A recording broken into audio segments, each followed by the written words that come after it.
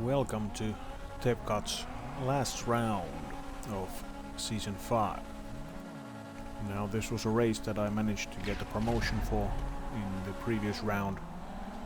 So Division 5 is the one that we're going in. And this race was done in the Dingo Blister Compact, which is a car that I have raced in the past. So I think that helped quite a lot going into this round. And the car is pretty tricky to drive, with the rear end easily stepping out, but then it lacks the power to straighten itself out. But I do feel like that this track worked really well for this car. Now my start for this race was decent.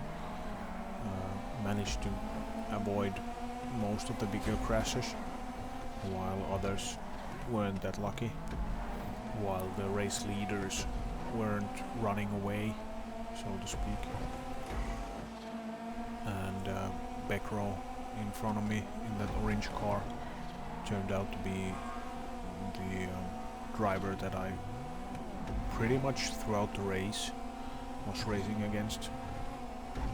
When the field started to spread out pretty early on in the race, forming groups of racers that were driving against each other. And here we come around through the final corners of the track towards the start-finish line and onto the second lap of the race. And towards the end of the lap I managed to get a position from Daus, as they had a little bit of mishap there, allowing me to get past them. And from then on it was sort of a chase with Becro, when I was trying to just stay behind them and try to look for a spot where I could overtake them. Now I was able to stay close, but just couldn't get the pass done. This went on for several laps, with Panimi holding on just behind me, until we got to lap 6, where Panimi just had so much more speed going through the final corner, which then carried over to the first few straights, meaning that the overtake was pretty easy for him. This went on for several laps, with Panimi leading and Becro just in front of me, until Becro hit that apex prop coming to the end of the lap.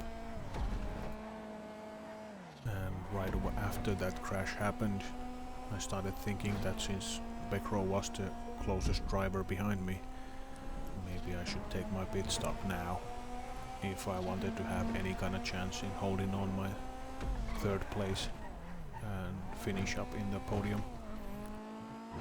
But to my surprise, Becro and Daus Vectors decided to take their pit stop at the same time, which meant that I was able to stay in front of them when I left the pit, and I only lost one place during my pit stop, which then I was able to take back a few laps later when Aether was taking their pit stop. And from then on I pretty much drove on my own until the final lap.